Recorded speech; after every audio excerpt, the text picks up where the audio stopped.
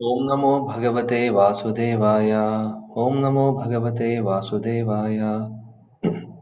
ॐ नमो भगवते वासुदेवाय। ॐ अज्ञानतिमिरान्धस्य ज्ञानाञ्जनशलाकया चक्षुरुन्मिलितं येन तस्मै श्रीगुरवे नमः। श्रीचैतन्यमनोभीष्टं स्थापितं येन भूतले स्वयं रूपा कदा मह्यं ददाति स्वपदान्तिकम्। वन्देऽहं श्रीगुरों श्रीयुतपदकमलं श्रीगुरून् वैष्णवांश्च श्रीरूपं साग्रजातं सहगणरघुनाथान्वितं तं सजीवं साद्वैतं सावधूतं परिजनसहितं कृष्णचैतन्यदेवं श्रीराधाकृष्णपादान् सहगणललिता श्रीविशाखान्वितांश्च। हे कृष्णा करुणा सिन्धो दीनबन्धो जगत्पते गोपेशा गोपिकान्त राधाकान्त नमोऽस्तुते। तप्त काञ्चन गौराङ्गी राधे वृन्दावनेश्वरी वृषभानुसुते देवी प्रणमामि हरिप्रिये। वाञ्छाकल्पतरुभ्यश्च कृपा सिन्धुभ्येव च पतितानां पावनेभ्यो वैष्णवेभ्यो नमो नमः। नमो ॐ विष्णुपादाय कृष्णप्रेष्ठाय भूतले श्रीमते भक्तिवेदान्तस्वामिनिति नामिने। नमस्ते सरस्वती देवे गौरवाणी प्रचारिणे निर्विशेष शून्यवादी पाश्चात्यदेशतारिणे। जय श्री कृष्ण चैतन्य प्रभु नित्यानंद श्री अद्वैत गदाधर श्रीवासादि गौर भक्त वृंद। हरे कृष्णा कृष्ण कृष्ण हरे हरे हरे राम राम राम हरे हरे। हरे कृष्ण कृष्ण कृष्ण हरे हरे हरे राम राम राम हरे हरे। हरे कृष्ण कृष्ण कृष्ण हरे हरे हरे राम राम राम हरे हरे। मूकं करोति वाचालं पङ्गुं लङ्घयते गिरिं यत्कृपातमहं वन्दे श्रीगुरुदीनतारिणं परमानन्दमाधवं श्रीचैतन्यमीश्वरम्। हृदि यस्य प्रेरणाय प्रवृत्तियोऽहं वराकरूपोऽपि तस्य हरे पदकमलं वन्दे चैतन्यदेवस्य।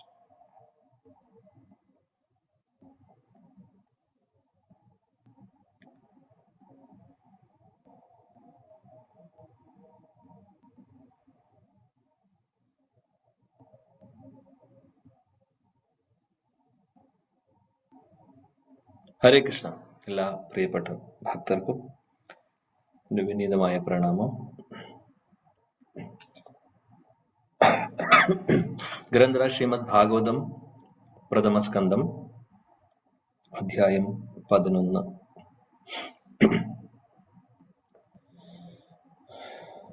ശ്ലോകം നമ്പർ 20 അല്ലെ? അതെ പ്രഭു. ഓക്കെ. സോ എന്താണ് നമ്മൾ ചർച്ച ചെയ്യുന്നത് ഇവിടെ? ആർക്കെങ്കിലും പറയാൻ പറ്റുമോ? എന്താണ് തീം? എന്താണ്? ഭഗവാൻ ദ്വാരകയിലേക്ക് പ്രവേശിക്കുമ്പോൾ ദ്വാരകള് ഭഗവാനെ സ്വീകരിക്കുന്നതല്ലേ? സ്വീകരിക്കുന്നതാണ്. സ്വീകരിക്കുന്ന കാര്യം നമ്മൾ ഇതിനു മുമ്പുള്ള ശ്ലോകങ്ങളിൽ പറഞ്ഞു. ഇപ്പോൾ ഏകദേശം 16ാമത്തെ ശ്ലോകം മുതൽ ഭഗവാൻ ഇനി എങ്ങനെ അവരോട് തിരിച്ച് എന്താണ് ഭഗവാൻ ചെയ്യുന്നത് എന്നുള്ളതും ഇവിടെ പറയുന്നുണ്ട്. ഓക്കെ, നമുക്ക് നോക്കാം 20ാമത്തെ ശ്ലോകം. Thank you Mataji. നട നർത്തക ഗന്ധർവ സുത മാഗധ വന്ദിനഃ ഗായന്തി ചോത്തമ ശ്ലോക ചരിതാനി അദ്ഭുതാനി ച. നടനർത്തക ഗന്ധർവാഃ സൂതമാഗധ വന്ദിനഃ ഗായന്തി ചോത്തമ ശ്ലോക ചരിതാനി അദ്ഭുതാനി ച. നടനർത്തക ഗന്ധർവാഃ സൂതമാഗധ വന്ദിനഃ ഗായന്തി ചോത്തമ ശ്ലോക ചരിതാനി അദ്ഭുതാനി ച. ഹരേ കൃഷ്ണ പ്രഭു. വയ്ക്കട്ടെ. ഓം നമോ ഭഗവതേ വാസുദേവായ. നടനർത്തക ഗന്ധർവാഃ സൂതമാഗധവന്ദിനഃ ഗായന്തി ചോത്തമ ശ്ലോക ചരിതാനി അദ്ഭുതാനി ച. ഹരേ കൃഷ്ണ. ഹരേ കൃഷ്ണ പ്രഭുജി. നടനർത്തകഗന്ധർവാः സുതമാഗതവന്ദിനാः ഗായന്തി ച ഉത്തമശ്ലോക ചരിതാനി അത്ഭുതാനി ച. ഹരേ കൃഷ്ണ.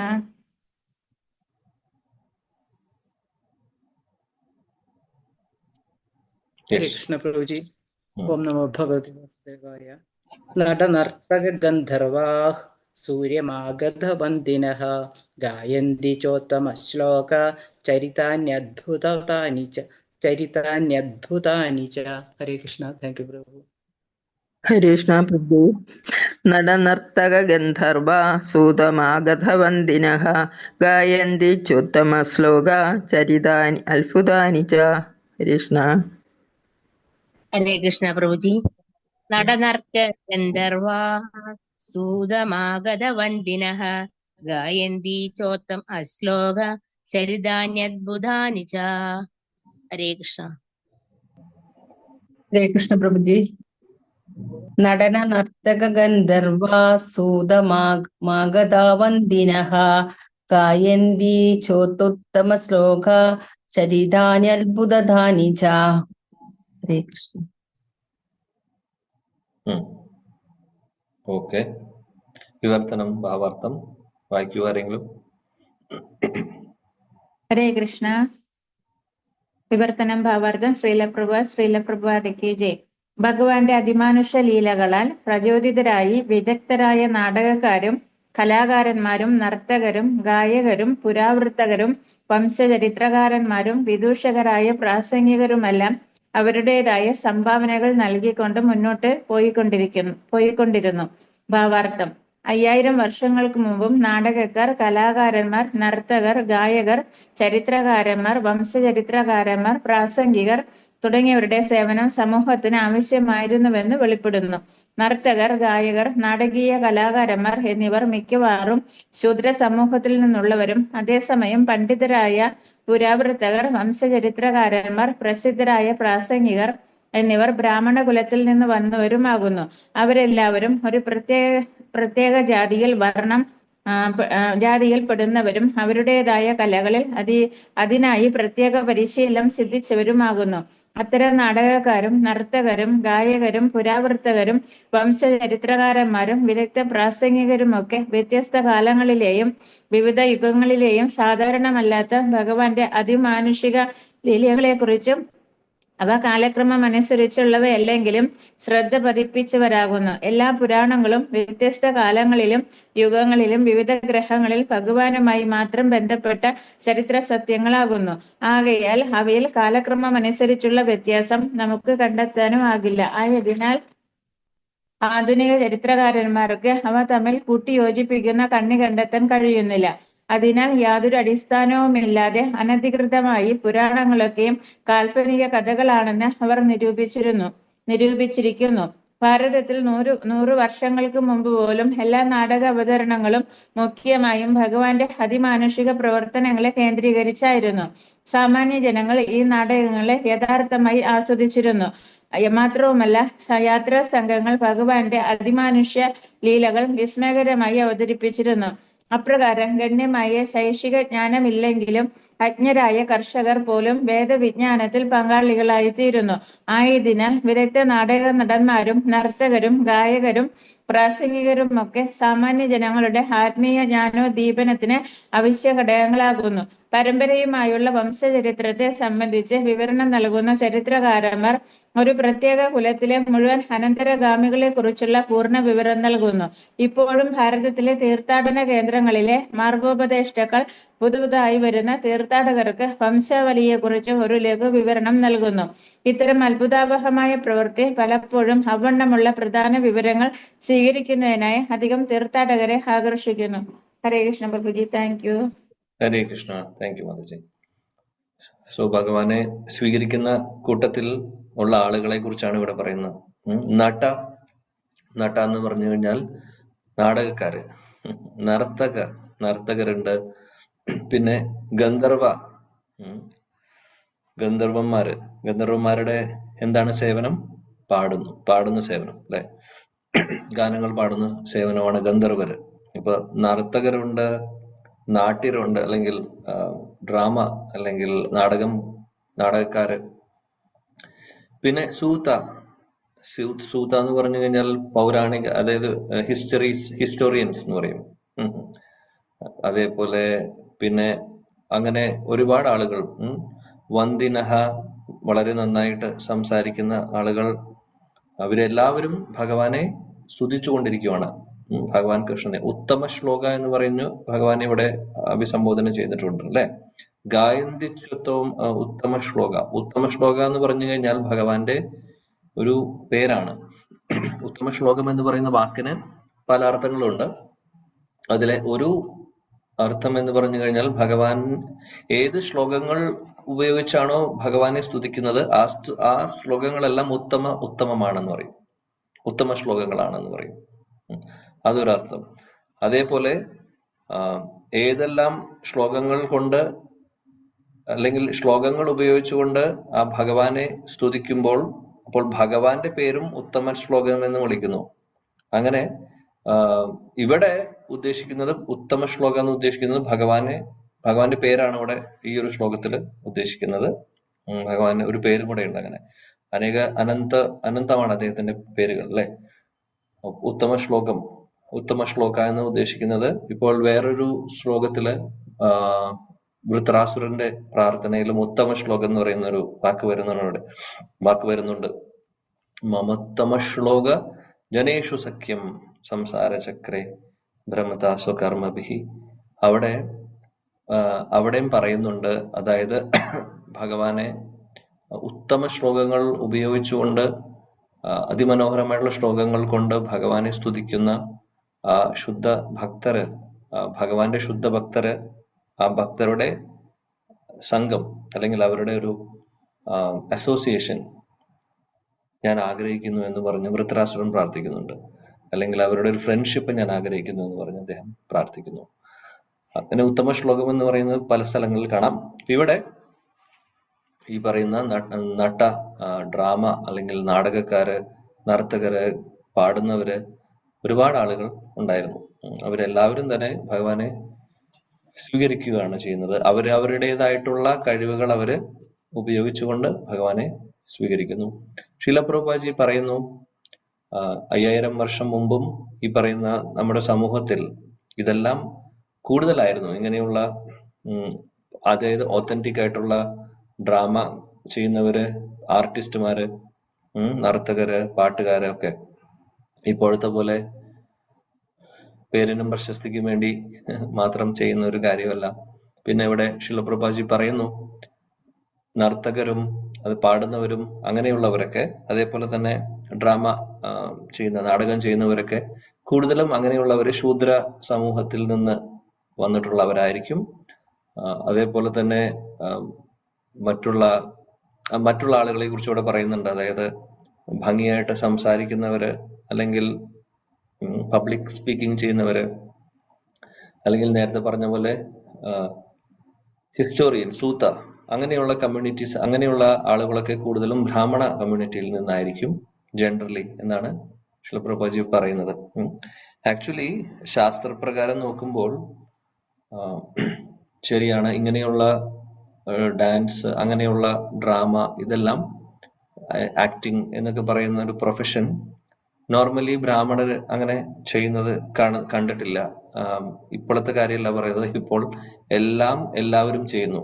അത് വേറെ കാര്യം. ശരിയായിട്ട് നമ്മൾ ശാസ്ത്രങ്ങൾ നോക്കുമ്പോൾ അല്ലെങ്കിൽ പുരാണങ്ങൾ നോക്കുമ്പോൾ കാണാൻ സാധിക്കും, ബ്രാഹ്മണര് അവരുടേതായിട്ടുള്ള അതായത് അവര് ഗുരു അല്ലെങ്കിൽ ഫാമിലി പ്രീസ്റ്റ് അങ്ങനെയുള്ള പ്രൊഫഷനാണ് അവർ സ്വീകരിക്കുന്നത്. പിന്നെ അതേപോലെ തന്നെ ശൂദ്ര കമ്മ്യൂണിറ്റിയിലുള്ളവരാണ് മറ്റുള്ള ഇതുപോലെ ഉള്ള ബാക്കിയുള്ള കാര്യങ്ങളൊക്കെ, ഡാൻസ് ആണെങ്കിലും ഡ്രാമയാണെങ്കിലും അതേപോലെ ആക്ടിംഗ് ഒക്കെ, ആർട്ടിസ്റ്റുമാരൊക്കെ അങ്ങനെയുള്ള ഒരു കമ്മ്യൂണിറ്റി എന്നുള്ളതാണ് കാണുന്നത് കൂടുതലും. ഇന്നത്തെ കാലത്ത് എല്ലാവരും എന്താണ് ചെയ്യുന്നത്? എല്ലാം ചെയ്യുന്നു. അതായത് പേരും പ്രശസ്തിയും, എല്ലാവരും നമ്മളെ നോട്ടീസ് ചെയ്യണം, നമ്മളെ സെലിബ്രിറ്റി ആവണം എന്നുള്ളൊരു ആഗ്രഹത്തോട് കൂടിയിട്ട് പലതും ചെയ്യുവാണ് ആൾക്കാർ. എന്നാൽ ഇതെല്ലാം ശരിയായിട്ടുള്ള രീതിയിൽ നമ്മൾ ഉപയോഗിക്കുകയാണെങ്കിൽ ഈ കഴിവുകളെല്ലാം, ഇപ്പോൾ മഹാപ്രഭുവിന്റെ കാലത്ത്, ചൈതന്യ മഹാപ്രഭുവിന്റെ കാലത്തും ചൈതന്യ മഹാപ്രഭുവും പാടുന്നുണ്ടായിരുന്നു, ചൈതന്യ മഹാപ്രഭുവും ഡാൻസ് കളിക്കുമായിരുന്നു, ചൈതന്യ മഹാപ്രഭുവും ഡ്രാമ പോലും ചെയ്തിട്ടുണ്ട്. ചൈതന്യ മഹാപ്രഭു, അദ്വൈതാചാര്യ, ഹരിദാസ് ഠാക്കൂർ ഇവരെല്ലാവരും കൂടിയിട്ട്. പക്ഷെ അവരെല്ലാം ഡ്രാമ ചെയ്യുന്നത്, അവരെല്ലാവരും ബ്രാഹ്മണരാണ്. അവര് ചെയ്യുന്നത് ഭഗവാന്റെ പുരാണങ്ങളിൽ നിന്നുള്ള കഥകളും അല്ലെങ്കിൽ ഭാഗവതവും ഒക്കെയാണ് അവര് ഡ്രാമയായിട്ട് ചെയ്യുന്നുണ്ടായിരുന്നത്. ഈവൻ നിത്യാനന്ദ പ്രഭുവിന്റെ കുട്ടിക്കാലത്തും അദ്ദേഹം ഒരുപാട് കുട്ടികളെല്ലാവരും ചേർന്ന് ഡ്രാമ ചെയ്യാറുണ്ട്. അപ്പോൾ ഇതെല്ലാം ഭഗവാന്റെ ലീലകളെ ആസ്പദമാക്കിയിട്ടുള്ള കാര്യമാണെങ്കിൽ അത് ഉത്തമമായിട്ടുള്ളതാണ്. എന്താണെങ്കിലും ഇപ്പോൾ ഡ്രാമയാണെങ്കിൽ അങ്ങനത്തെ ഡ്രാമ, നാടകങ്ങൾ, പാടുന്നതാണെങ്കിൽ കീർത്തനങ്ങൾ, ഭഗവാനെ സ്തുതിച്ചുകൊണ്ടുള്ള കീർത്തനങ്ങൾ, ഡാൻസ് ആണെങ്കിൽ ഭഗവാന്റെ ലീലകളെ കാണിക്കുന്ന രീതിയിലുള്ള ഡാൻസുകളും, ഭഗവാനുമായിട്ട് സംബന്ധിച്ച അല്ലെങ്കിൽ സിനിമാറ്റിക് ഡാൻസിന്റെ കാര്യമല്ല ഇവിടെ പറയുന്നത്, ശാസ്ത്രീയമായിട്ടുള്ള ഒത്തന്റിക് ആയിട്ടുള്ള ആ ഒരു ഡാൻസിനെ കുറിച്ചാണ് പറയുന്നത്. അപ്പൊ ഇതെല്ലാം ശരിക്കും പറയുകയാണെങ്കിൽ ഓരോ കലകളാണ്. ഈ കലകളെല്ലാം ഭഗവത് സേവനങ്ങളിലേക്ക് ഉപയോഗിക്കുക എന്ന് പറയുന്നത് വളരെ പ്രധാനപ്പെട്ട കാര്യമാണ്. അങ്ങനെയാണെങ്കിലേ ഈ കലകൾ കൊണ്ട് ശരിക്കും പ്രയോജനമുള്ളൂ. ഇല്ലെങ്കിൽ അതെല്ലാം വെറുതെയാണ് ശരിക്കും. നമ്മൾ ചെയ്യുന്നത്, പലവർക്കും പല കഴിവുകളും കിട്ടിയിട്ടുണ്ടാവും. ആ കഴിവുകൾ ഭഗവാന്റെ സേവനങ്ങളിലേക്ക് ഉപയോഗിച്ചില്ലെങ്കിൽ പിന്നെ കാര്യമില്ല. നമുക്ക് ആ കഴിവ് കൊണ്ട് പ്രയോജനമില്ല. ഇന്ദ്രിയ സുഖഭോഗങ്ങൾക്ക് വേണ്ടിയിട്ടോ മറ്റുള്ളവരുടെ കയ്യടി കിട്ടുവാനോ പേരിനും പ്രശസ്തിക്കും സെലിബ്രിറ്റി ആവാനോ വേണ്ടിയിട്ടുള്ളതല്ല. അതാണ് നമ്മൾ മനസ്സിലാക്കേണ്ടത്. ഭഗവാനെ സ്തുതിക്കാൻ വേണ്ടിയിട്ട്, ഭഗവാന്റെ സേവനത്തിനായിട്ട് ഉപയോഗിക്കുകയാണെങ്കിൽ ഉത്തമമാണ്. അതാണ്. അതേപോലെ നല്ല രീതിയിൽ സംസാരിക്കാൻ അറിയുന്ന ഒരു വ്യക്തി, അങ്ങനെയുള്ള ആളുകൾ എന്താണ് ചെയ്യേണ്ടത്? കൂടുതൽ ഭക്തരായി മാറിക്കഴിഞ്ഞാൽ നല്ലതാണ്. കാര്യം അവർക്ക് സംസാരിക്കാനുള്ള കഴിവുണ്ട്. ആളുകളുടെ മുമ്പിൽ പബ്ലിക് സ്പീക്കിംഗ് ചെയ്യാൻ പറ്റുന്നവരാണെങ്കിൽ, അവരുടെ ആ ഒരു ക്വാളിറ്റി ഉള്ളവരാണെങ്കിൽ ആ കഴിവ് അവർ ഭഗവത് സേവനങ്ങളിലേക്ക് ഉപയോഗിക്കുക. ഭാഗവതം പറയാം, ഭഗവത്ഗീത പറയാം, മറ്റുള്ളവർക്ക് പറഞ്ഞു കൊടുക്കാം, ക്ലാസ്സുകൾ എടുക്കാം, സപ്താഹങ്ങൾ ചെയ്യാം, അങ്ങനെ പല കാര്യങ്ങളും ചെയ്യാൻ സാധിക്കും. നേരെ മറിച്ച് ആ ഒരു പബ്ലിക് സ്പീക്കിംഗ് കഴിവ് പൊളിറ്റിക്സിന് വേണ്ടി ഉപയോഗിക്കുകയാണെങ്കിലും അല്ലെങ്കിൽ അങ്ങനെയുള്ള കാര്യങ്ങൾക്ക് ഉപയോഗിക്കുകയാണെങ്കിൽ എന്താണ് പ്രയോജനം? ഒരു പ്രയോജനം ആർക്കുമില്ല. ഇന്നത്തെ കാലത്ത് ആളുകൾക്ക് എന്താണ് ശരി, എന്താണ് തെറ്റ്, എന്താണ് ചെയ്യേണ്ടത് ഒന്നും അറിയില്ല. ആ ഒരു അവസ്ഥയിലായതുകൊണ്ട് പറഞ്ഞിട്ടൊന്നും കാര്യമില്ല. ശൂദ്രർ ചെയ്യുന്നത് ബ്രാഹ്മണർ ചെയ്യുന്നു, ബ്രാഹ്മണർ ചെയ്യുന്നത് ശൂദ്രർ ചെയ്യുന്നു. അങ്ങനെ ഒരു ക്ലാസിഫിക്കേഷനും ഇല്ല. ആർക്കും എന്തും ചെയ്യാം എന്നുള്ളൊരു കാര്യമാണ്. അതുകൊണ്ട് തന്നെയാണ് ഇവിടെ പ്രോപ്പറായിട്ട് ഒരു കാര്യങ്ങളും നടക്കാത്തതും. ഇനി കലിയുഗത്തിന് ബുദ്ധിമുട്ടാണ്. ഇങ്ങനെ തന്നെയേ സംഭവിക്കുന്നുള്ളൂ. സോ നമ്മളെ സംബന്ധിച്ച് ഇവിടെ ലോകം മുഴുവനും നന്നായി കാണുക എന്ന് പറയുന്നത് നല്ലൊരു ഡ്രീമാണ്. പറ്റുന്ന രീതിയിൽ നമുക്ക് സഹായിക്കാൻ നമ്മൾ അതിനു വേണ്ടി പ്രയത്നിക്കണം. പരോപകാരം മഹാപ്രഭുവും പറയാറുണ്ട്. നമ്മൾ ഓരോരുത്തരുടെയും ഭാരതഭൂമിയിൽ ജന്മം എടുത്തിട്ടുള്ളവർക്ക് കൂടുതൽ റെസ്പോൺസിബിലിറ്റി ഉണ്ട് എന്നാണ് പറയുന്നത്. ജന്മ സാർത്ഥക കറി കര പരോപകാർ. ആദ്യം നമ്മുടെ മനുഷ്യജന്മം എന്താണ്, നമുക്ക് കിട്ടിയിട്ടുള്ള മനുഷ്യജന്മത്തെ വേണ്ട രീതിയിൽ ഉപയോഗിച്ച് നമ്മൾ ഭക്തരായി മാറി ദെൻ കര പരോപകാർ, മറ്റുള്ളവർക്ക് പറഞ്ഞു കൊടുക്കുക, മറ്റുള്ളവർക്ക് കൂടി ഈ ഒരു മഹാസൗഭാഗ്യം കൊടുക്കുക. ഇതാണ് മഹാപ്രഭു ഓരോരുത്തർക്കും കൊടുത്തിട്ടുള്ള ഇൻസ്ട്രക്ഷൻ. അപ്പോൾ ആദ്യം നമ്മുടെ കാര്യം നോക്കണം, അല്ലെ? നമ്മൾ പറയുമ്പോൾ നമ്മുടെ കാര്യം നോക്കണം എന്ന് പറഞ്ഞു കഴിഞ്ഞാൽ ഫ്ലൈറ്റിൽ പറയുന്ന പോലെ, ഫ്ലൈറ്റിൽ എന്തെങ്കിലും എമർജൻസി വന്നു കഴിഞ്ഞു കഴിഞ്ഞാൽ ആദ്യം നമ്മൾ ഓക്സിജൻ മാസ്ക് ധരിച്ചിട്ട് മറ്റുള്ളവരെ ഓക്സിജൻ മാസ്ക് ധരിപ്പിക്കാനാണ്, അതാണ് ചെയ്യേണ്ടത്. കാര്യം എന്താണ്? നമ്മൾ മറ്റുള്ളവരെ രക്ഷിക്കണമെങ്കിൽ ആദ്യം നമ്മൾ ജീവിക്കണമല്ലോ. എന്നാലല്ലേ മറ്റുള്ളവരെ രക്ഷിക്കാൻ സാധിക്കുള്ളൂ. അപ്പോൾ ഒരാളെ നേരെ മറിച്ച് വേറെ മറ്റുള്ളവരുടെ കാര്യം ആദ്യം പെട്ടെന്ന് നോക്കിക്കഴിഞ്ഞാൽ ചിലപ്പോൾ നമുക്ക് ഒരാളെയോ രണ്ടാളെയോ രക്ഷിക്കാൻ സാധിക്കുകയുള്ളൂ. അപ്പോഴേക്കും നമ്മള് മരിക്കുകയാണെങ്കിൽ എന്ത് ചെയ്യും? നേരെ മറിച്ച് ആദ്യം മാസ്ക് വെച്ച് ഒരു 10, 15, 20, 30 ആളെ ചിലപ്പോൾ രക്ഷിക്കാൻ സാധിക്കും. അപ്പോൾ അതാണ് ഉദ്ദേശിക്കുന്നത്. ഇപ്പൊ ജന്മ സാർത്ഥകരി കറോ പരോപകാർ. ആദ്യം നമ്മുടെ ജന്മം സാക്ഷാത്കാരമാക്കുക, കൂട്ടത്തിൽ ഭഗവാന്റെ കാര്യങ്ങൾ മറ്റുള്ളവർക്ക് പരോപകാരമായിട്ട് മറ്റുള്ളവർക്ക് പറഞ്ഞു കൊടുക്കുക. ഇതാണ് ചൈതന്യ മഹാപ്രഭു ഉപദേശിച്ചിട്ടുള്ളത് എല്ലാവരോടും. അപ്പോൾ അതിന്റെ ഭാഗമായിട്ട് ഭഗവത് സേവനങ്ങൾ പല രീതിയിലും ചെയ്യാൻ സാധിക്കും, നമുക്കറിയാം. അപ്പോൾ എന്താണോ ഭഗവാൻ നമുക്ക് തന്നിട്ടുള്ള കഴിവുകൾ അതെല്ലാം ഭഗവത് സേവനങ്ങളിലേക്ക് ഉപയോഗിക്കുക എന്നുള്ളതാണ് പോയിന്റ്. ഇവിടെ നമുക്ക് ടേക്ക് ഹോം പോയിന്റ് ആയിട്ട് അല്ലെങ്കിൽ ഒരു ലെസൺ ആയിട്ട് നമുക്ക് എടുക്കാൻ പറ്റുന്ന കാര്യം ഇതാണ്. അതായത് കണക്ട് ചെയ്യാൻ പറ്റുന്ന കാര്യം, ഭഗവാനെ ഇവരെല്ലാവരും സ്വീകരിച്ചു അവരവരുടെ കഴിവുകൾ ഉപയോഗിച്ച്. സോ അതേപോലെ നമുക്ക് ഓരോരുത്തർക്കും നമുക്ക് ഭഗവാൻ തന്നിട്ടുള്ള കഴിവുകളും എന്താണ് ഭഗവാൻ തന്നിട്ടുള്ളത് അതെല്ലാം ഭഗവത് സേവനങ്ങളിലേക്ക് ഉപയോഗിക്കുക. ഇതാണ് മെയിൻ കാര്യം. ഇതാണ് നമുക്ക് ഇതിൽ നിന്ന് പഠിക്കാവുന്ന ഒരു ലെസൺ. പ്രാക്ടിക്കൽ അപ്ലിക്കേഷൻ ലെസൺ ആണ് പറയുന്നത്. ഇങ്ങനെ ഓരോ ശ്ലോകങ്ങൾ എടുക്കുമ്പോഴും നമുക്കതിൽ നിന്ന് പ്രാക്ടിക്കൽ അപ്ലിക്കേഷൻ കാര്യങ്ങളുണ്ടാവും. അതാണ് മെയിൻ കാര്യം. കഥ കേൾക്കാം, സുഖമുണ്ട്, ഭഗവാനെ കുറിച്ച് കേൾക്കുന്നു, നല്ലതാണ്. ശ്ലോകങ്ങൾ വായിക്കുന്നത് വളരെ ഉത്തമമായിട്ടുള്ള കാര്യമാണ്, അതൊക്കെ ശരിയാണ്. പക്ഷെ നമുക്ക് ട്രാൻസ്ഫോർമേഷൻ സംഭവിക്കണമെങ്കിൽ അതില് ആ പറയുന്ന കാര്യങ്ങളിൽ നിന്ന് എന്തെങ്കിലും നമ്മൾ മനസ്സിലാക്കി അത് ഫോളോ ചെയ്യുമ്പോഴാണ് ഒരു ചേഞ്ച് വരുന്നത്.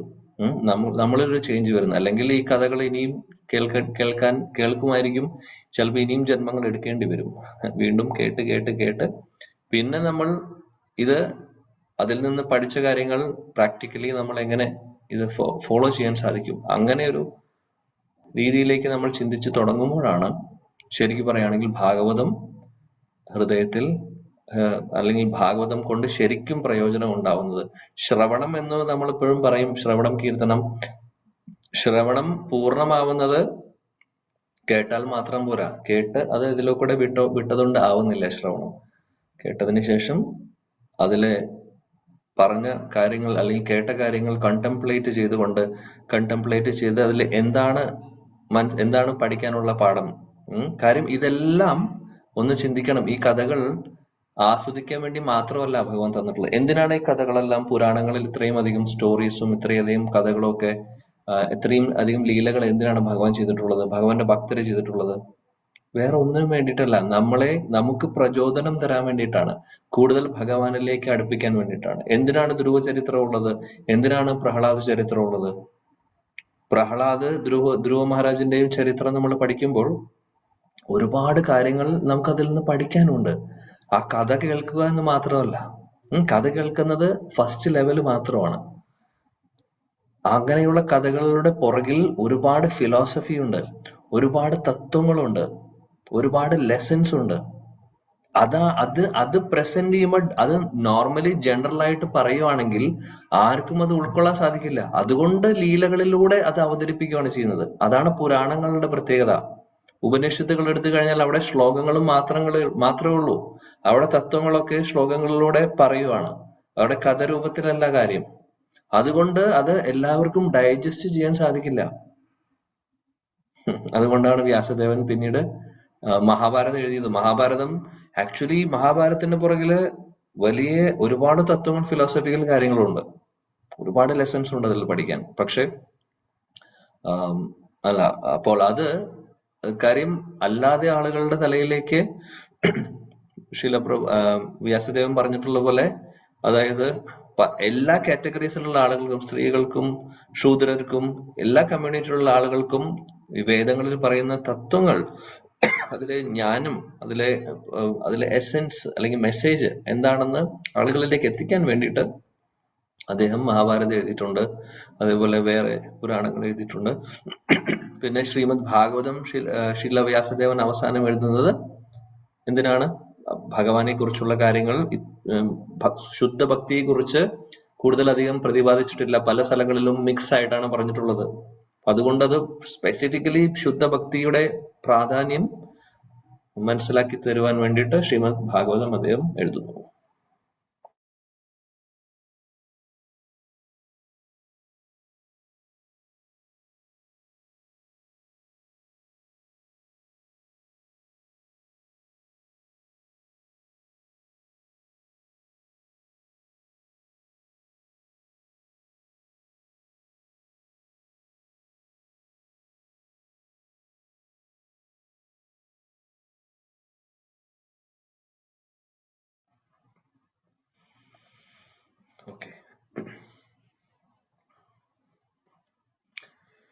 അപ്പോൾ പറയുന്ന പോയിന്റ് എന്താണെന്ന് വെച്ചാൽ ഈ പുരാണങ്ങളിലൊക്കെ പറയുന്ന കാര്യങ്ങൾ നമ്മളെ പഠിപ്പിക്കാൻ വേണ്ടിയിട്ടാണ് ഇങ്ങനെ കഥരൂപത്തിൽ ഹിസ്റ്ററി ആയിട്ട് ചരിത്രമായിട്ട് നമുക്ക് തന്നിട്ടുള്ളത്. അപ്പൊ അത് വളരെ പ്രധാനപ്പെട്ട ഒരു കാര്യമാണ് നമ്മൾ മനസ്സിലാക്കേണ്ടത്. പ്രഹ്ലാദ് ചരിത്രം അറിയാം, ഒരുപാട് കേട്ടിട്ടുണ്ട്. ആ കഥ ഞാൻ കേട്ടിട്ടുണ്ട്. നമുക്കെല്ലാവർക്കും പുതിയ പുതിയ കഥകൾ കേൾക്കാനാണ് ഇഷ്ടം. പുതിയ കഥകൾ പറഞ്ഞു കഴിഞ്ഞാൽ ക്ലാസ് ഇഷ്ടമായി. നല്ല ക്ലാസ് ആണ്, പുതിയ കഥ കേട്ടു, ഇതുവരെ കേൾക്കാത്ത ഒരു കഥ കേട്ടു, ഓ ക്ലാസ് നല്ലതാണ്. കഥകൾ എന്തെങ്കിലും പറഞ്ഞു കഴിഞ്ഞാൽ ഒന്നുമില്ല എല്ലാവരുടെയും. അപ്പോൾ ആക്ച്വലി കഥകൾ കേൾക്കുക എന്നുള്ളത് മാത്രമല്ല നമ്മുടെ ലക്ഷ്യം. പിന്നെ പുരാണങ്ങളിലും ഭാഗവതത്തിലും പറഞ്ഞിട്ടുള്ള കഥകൾക്കും ഒരു പരിധിയുണ്ട്. ഭാഗവതത്തിൽ പറഞ്ഞ കഥകൾ റിപ്പീറ്റ് ചെയ്യാന്നല്ലാതെ പ്രഹ്ലാദ ചരിത്രവും ധ്രുവ ചരിത്രവും ഒരുപാട് പ്രാവശ്യം കേട്ടതായിരിക്കും. അതിനർത്ഥം പിന്നീട് അത് കേൾക്കാൻ പാടില്ല എന്നുണ്ടോ? ഇല്ല. ആക്ച്വലി അതിലെ ഓരോ ശ്ലോകങ്ങളിലും ഓരോ സെക്ഷനിൽ നിന്നും ഒരുപാട് കാര്യങ്ങൾ പഠിക്കാനുണ്ട്. അതാണ് നമ്മൾ ടാപ്പ് ചെയ്യേണ്ടത്. അപ്പോൾ ഫിലോസഫി കൂടി കഴിഞ്ഞാൽ, തത്വങ്ങൾ കൂടി കഴിഞ്ഞാൽ ഉറക്കം വരും ക്ലാസ്സിൽ. കഥകൾ കേൾക്കാൻ ഇഷ്ടമാണ്. ഓക്കെ, നല്ല കാര്യം. ഫസ്റ്റ് ലെവൽ ആയിട്ട് എഴുതുന്നത്, അതാണ് പറയുന്നത്. ഫസ്റ്റ് ലെവലേ ആവുന്നുള്ളൂ. നേരെ മറിച്ച് നമ്മൾ കഥകൾ ആസ്വദിക്കുന്ന കൂട്ടത്തിൽ തത്വങ്ങൾ പഠിക്കുന്നു, അതിന് പുറകിൽ എന്താണെന്ന് മനസ്സിലാക്കി അത് കണ്ടംപ്ലേറ്റ് ചെയ്ത് അത് നമ്മുടെ ജീവിതത്തിലേക്ക് കൊണ്ടുവരാൻ സാധിക്കുന്നുണ്ടെങ്കിൽ സക്സസ് ആണ്. കേൾക്കുന്നത് പ്രോപ്പറായി എന്നുള്ളത്, ശ്രവണം പൂർണ്ണമാവുന്നത് അങ്ങനെയാണ്. ഓക്കെ, അടുത്ത ശ്ലോകം. ഭഗവാൻ തത്ര ബന്ധൂനാം പൗരാണാം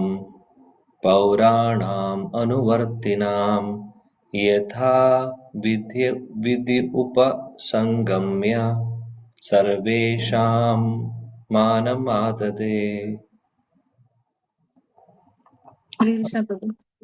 ഓം നമോ ഭഗവതേ വാസുദേവായ. ഭഗവാൻസ്തത്ര ബന്ധൂനാം പൗരാണാമനുവർത്തിനാം യഥാ വിദ്യോപസംഗമ്യ സർവേഷാം മാനമാദതേ. ഹരേ കൃഷ്ണ. ഹരേ കൃഷ്ണ. ഓം നമോ ഭഗവതേ വാസുദേവായ. ഭഗവാൻസ്തത്ര ബന്ധൂനാം പൗരാണാമനുവർത്തിനാം യഥാ വിധി ഉപസംഗമ്യ സർവേഷാം മാനമാദതേ. ഹരേ കൃഷ്ണ. ഹരേ കൃഷ്ണ. ഭഗവാൻസ്തത്ര ബന്ധൂനാം പൗരാണാം യഥാ വിദ്യുപസംഗമ്യ സർവേഷാം മാനമാദതേ. ഹരേ കൃഷ്ണ. ഹരേ കൃഷ്ണ. ഭഗവാൻസ്തത്ര ബന്ധൂനാം പൗരാണാം അനുവർത്തിനാം യഥാ വിധി ഉപസംഗമ്യ സർവേഷാം മാനമാദതേ. ഹരേ കൃഷ്ണ പ്രഭുജി. ഹരേ കൃഷ്ണ പ്രഭുജി. ഓം നമോ ഭഗവതേ വാസുദേവായ. ഭഗവാൻസ്തത്ര ബന്ധൂനാം പൗരാണാം അനുവർത്തിനാം യഥാ വിദ്യുപസംഗമ്യ സർവേഷാം മാനമാദധേ. ഹരേ കൃഷ്ണ. Thank U പ്രഭുജി. ഹരേ കൃഷ്ണ. ഹരേ കൃഷ്ണ പ്രഭു. ഭഗവാൻസ്തത്ര ബന്ധൂനാം പൗരാണാമനുവർത്തിനാം യഥാ വിദ്യുപസംഗമ്യ സർവേഷാം മാനമാദതേ. ഹരേ കൃഷ്ണ. വിവർത്തനം ഭാവാർത്ഥം. ഹരേ കൃഷ്ണ. വിവർത്തനം ഭാവാർത്ഥം. ശ്രീല പ്രഭുപാദിക്ക് ജയ്. ശ്രീകൃഷ്ണ ഭഗവാൻ മിത്രങ്ങളെയും പ്രജകളെയും ബന്ധുക്കളെയും അദ്ദേഹത്തെ സ്വീകരിക്കുവാനും സ്വാഗതം ചെയ്യുവാനുമായി എത്തിച്ചേർന്ന എല്ലാവരെയും സമീപിക്കുകയും ഓരോരുത്തർക്കും ഉചിതമായ വണ്ണം ബഹുമാനങ്ങൾ സമർപ്പിക്കുകയും ചെയ്തു. പരമദിവ്യോത്തമ പുരുഷൻ നിർവിക്തനോ തന്റെ ഭക്തരുടെ വികാരങ്ങൾക്ക് പ്രതികരിക്കാത്ത നിഷ്ക്രിയ പൊരുളോ അല്ല. ഇവിടെ യഥാവിധി എന്ന പദം പ്രാധാന്യമർഹിക്കുന്നു. അദ്ദേഹത്തിന്റെ വിവിധ സ്തുതിപാഠകരോടും ഭക്തരോടും അദ്ദേഹം യഥോചിതമായി അന്യോന്യ വിനിമയം നടത്തുന്നു. പരമപുരുഷനെ സേവിക്കുക എന്നതല്ലാതെ പരിശുദ്ധ ഭക്തന്മാർക്ക് വേറെ ഉദ്ദേശങ്ങളും ഒന്നും തന്നെയില്ല. അതുകൊണ്ട് തന്നെ ഭഗവാനും തിരിച്ച് അതിനനുസൃതമായ രീതിയിൽ പ്രതികരിക്കുന്നു. പരിശുദ്ധ ഭക്തന്മാരുടെ എല്ലാ കാര്യങ്ങളിലും അതീവ ശ്രദ്ധാലുവാണ് ഭഗവാൻ. മറ്റു ചിലർ ഭഗവാനെ നിരാകരനായി ചിത്രീകരിക്കുന്നത് കൊണ്ട് ഭഗവാൻ അവരുടെ കാര്യങ്ങളിൽ വ്യക്തിപരമായ താല്പര്യം കാണിക്കുകയില്ല. ഓരോരുത്തരുടെ ആത്മീയ നിലവാരം അനുസരിച്ച് ഭഗവാനും അവരെ തൃപ്തിപ്പെടുത്തുന്നു. അതിന്റെ ഒരു മാതൃകയാണ് ഇവിടെ കാണുന്നത്. ഹരേ കൃഷ്ണ. ഹരേ കൃഷ്ണ. Thank you. അതിമനോഹരം. ഇവിടെ ഭഗവാനെ എല്ലാവരും സ്വീകരിക്കുന്നു ഭംഗിയായിട്ട്. ഒരുപാട് ഉപചാരങ്ങളൊക്കെയായി അദ്ദേഹത്തെ വെൽക്കം ചെയ്യുന്നു, അദ്ദേഹത്തെ സ്തുതിക്കുന്നു, ഒരുപാട് സാധനങ്ങൾ ഉപയോഗിച്ച് അദ്ദേഹത്തിന് ഗിഫ്റ്റുകൾ കൊടുക്കുന്നു. ഇതെല്ലാം നമ്മൾ കണ്ടു. അപ്പൊ തിരിച്ച് ഭഗവാൻ എന്താണ് ചെയ്യുന്നത്? അദ്ദേഹം തിരിച്ച് റെസിപ്രോക്കേറ്റ് ചെയ്യുന്നതാണ് ഇവിടെ പറയുന്നത്. പരമദിവ്യത്വ പുരുഷൻ ശ്രീകൃഷ്ണൻ ഓരോരുത്തരെയും, ഓരോ ആളുകളും ആരൊക്കെയാണോ അദ്ദേഹത്തെ സ്വീകരിച്ചിട്ടുള്ളത്, അദ്ദേഹത്തെ സ്തുതിച്ചിട്ടുള്ളത്, ഓരോരുത്തരെയും അദ്ദേഹം കണ്ട് വേണ്ട അവർക്ക് അർഹതപ്പെട്ടിട്ടുള്ള ആ ഒരു ഓണർ തിരിച്ചു കൊടുക്കുകയാണ് ചെയ്യുന്നത്. അവർക്ക് അർഹതപ്പെട്ടിട്ടുള്ള ആ ബഹുമാനം, മാനം ഇവിടെ പറഞ്ഞിട്ട് ബഹുമാനം, അവർക്ക് അർഹതപ്പെട്ടിട്ടുള്ള ബഹുമാനം ഭഗവാൻ തിരിച്ചു കൊടുക്കുന്നു. അവിടെ എല്ലാവരെയും, സുഹൃത്തുക്കളെ, ബന്ധുജനങ്ങളെ, പ്രജകളെ, എല്ലാവരെയും ഒരേപോലെ അദ്ദേഹം, അല്ലെങ്കിൽ ആരൊക്കെയാണോ അദ്ദേഹത്തെ സ്വീകരിച്ചിട്ടുള്ളത് അവരെ ഓരോരുത്തരുടെ അടുത്ത് പോയിട്ട് ഉഗസംഗമ്യ, ഓരോരുത്തരുടെ അടുത്ത് പോയി യഥാവിധിയാണ് ചെയ്യുന്നത്. അതാണ് പറയുക യഥാവിധി.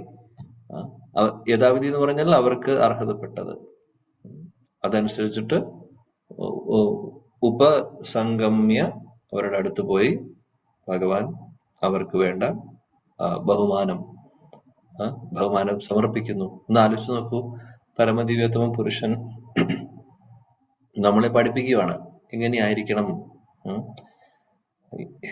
യദ് യദ് ആചരതി ശ്രേഷ്ഠസ് തത്തേ ഭഗവത്ഗീതയിൽ ഭഗവാൻ പറയുന്നുണ്ട്. ഭഗവാൻ ഇതെല്ലാം നമ്മളെ പഠിപ്പിക്കാൻ വേണ്ടിയിട്ടാണ് എങ്ങനെയായിരിക്കണം മറ്റുള്ളവരോട് ബിഹേവ് ചെയ്യേണ്ടത്, മറ്റുള്ളവരോട് എങ്ങനെയാണ് നമ്മൾ പെരുമാറേണ്ടത്, ഇതെല്ലാം നമുക്ക് പറഞ്ഞു തരുന്നു. യഥാവിധി അദ്ദേഹം എല്ലാവരെയും സ്വീകരിച്ചു.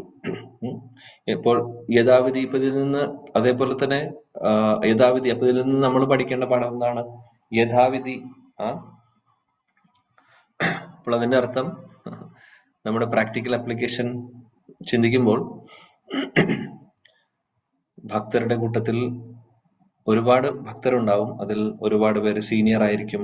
ചിലവര് സീനിയർ ഇൻ ദ സെൻസ് പ്രായം കൊണ്ട് മാത്രമല്ല, ഓക്കെ, പ്രായം കൊണ്ടുള്ള സീനിയോറിറ്റി തന്നെ. അതേപോലെ തന്നെ ആധ്യാത്മികതയിൽ ഒരുപാട് മുന്നോട്ട് പോയിട്ടുള്ളവര്, പ്രായം ഒരു വിഷയമല്ല, അങ്ങനെയുള്ള ആളുകളും കൂട്ടത്തിലുണ്ടാവും, ഭക്തരും ഉണ്ടാവും കൂട്ടത്തിൽ. അപ്പോൾ ഓരോരുത്തരുടെയും അതേപോലെ പുതിയ ആളുകൾ ഉണ്ടാവും. അവര് ആദ്യമായിട്ട് അല്ലെങ്കിൽ വളരെ കുറച്ച് ദിവസങ്ങളായിട്ട് മാത്രം കൃഷ്ണാവബോധത്തിൽ വന്ന് അവർക്ക് കൂടുതൽ കാര്യങ്ങൾ അറിഞ്ഞു തുടങ്ങുന്നേ ഉള്ളൂ. അങ്ങനെയുള്ളവരുണ്ടാവും. അപ്പോൾ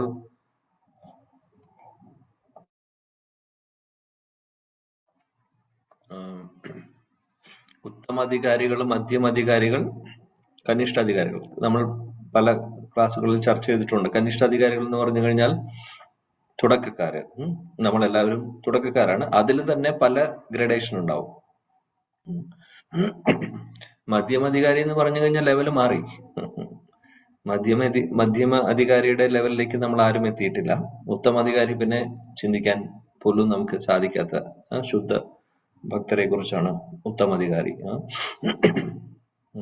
എല്ലാം ഒരേപോലെ കാണുന്ന, ദ്വന്ദ്ങ്ങളെ ഒരേപോലെ കാണുന്നവര്, അതേപോലെ തന്നെ വിദ്യാവിനയ സമ്പന്നെ ബ്രാഹ്മണേ കവിഹസ്തിനി, അതൊക്കെ ഉത്തമാധികാരിയുടെ ലക്ഷണമാണ്. അപ്പൊ എന്തായാലും ആ ലെവലിലേക്ക് ആരും എത്തിയിട്ടില്ല. മധ്യമധികാരിയുടെ ലെവല് പോലും, മധ്യമാധികാരി എന്ന് പറഞ്ഞാൽ അവരുടെ വിശ്വാസം പൂർണ്ണമായിരിക്കും. അവർക്ക് 100% വിശ്വാസം ഉണ്ടാവും ഭഗവാനിലെ. ശാസ്ത്രങ്ങളെ കുറിച്ച് നല്ലവണ്ണം കാര്യങ്ങൾ അറിയുന്നുണ്ടാവും. പിന്നെ ഒരു കാരണവശാലും അവര് പ്രലോഭനങ്ങളിൽ പെട്ട് വഴിമാറി പോവാത്ത അത്രയും സ്ട്രോങ് ആയിട്ടുള്ള ഫെയ്ത്ത് ഉള്ളവരാണ് മധ്യമാധികാരി ലെവലിലേക്ക് വരുന്നത്. അതേപോലെ തന്നെ അവര് ഭക്തരുമായിട്ട് കൂടുതൽ ഇടപഴകുന്നു, ഭക്തരുടെ ഫ്രണ്ട്ഷിപ്പ് അവർ മെയിൻറ്റെയിൻ ചെയ്യുന്നു, ഭക്തരല്ലാത്തവരെ അവരെ മാറ്റി നിർത്തുന്നു. അതാണ് മധ്യമധികാരികളുടെ ലക്ഷണങ്ങൾ. ഉത്തമാധികാരി വിദ്യാവിനയ സമ്പന്നെ, എല്ലാം ഒരേപോലെ കാണുന്ന, അവരുടെ ലെവല് ചിന്തിക്കാൻ പോലും സാധിക്കാത്ത ഒരവസ്ഥയാണ്. കനിഷ്ഠാധികാരികൾ എന്ന് പറഞ്ഞു കഴിഞ്ഞാൽ അവരുടെ ഫെയ്ത്ത് അല്ലെങ്കിൽ വിശ്വാസം പൂർണ്ണമായിട്ടും സ്ട്രോങ് ആയിട്ടില്ല. അതായത് എന്തെങ്കിലും സാഹചര്യങ്ങളിൽ ചിലപ്പോൾ ഒരുപക്ഷെ മാറിപ്പോവാം. അങ്ങനെയുള്ള ഒരു അവസ്ഥ. ശാസ്ത്രങ്ങൾ പഠിച്ചു വരുന്നേ ഉള്ളൂ, പൂർണ്ണമായിട്ടുള്ള ജ്ഞാനം അവർക്കായിട്ടില്ല. അതെല്ലാം കനിഷ്ഠാധികാരികൾ. അപ്പോൾ കനിഷ്ഠാധികാരികളിൽ പല ഗ്രഡേഷൻ ഉണ്ടാവും. ഇപ്പോൾ നമ്മളൊക്കെ, ഞാൻ എന്റെ കാര്യം പറയുകയാണെങ്കിൽ കനിഷ്ഠാധികാരി എന്ന് പറയും. നിങ്ങൾ ചിലപ്പോൾ മധ്യമാധികാരിയിലും ഉത്തമാധികാരികളും ഉണ്ടാവും. എന്നാലും ജനറൽ ആയിട്ട് പറയുമ്പോൾ കനിഷ്ഠാധികാരിയിൽ തന്നെ പല ഗ്രഡേഷൻസ് നമുക്ക് കാണാം.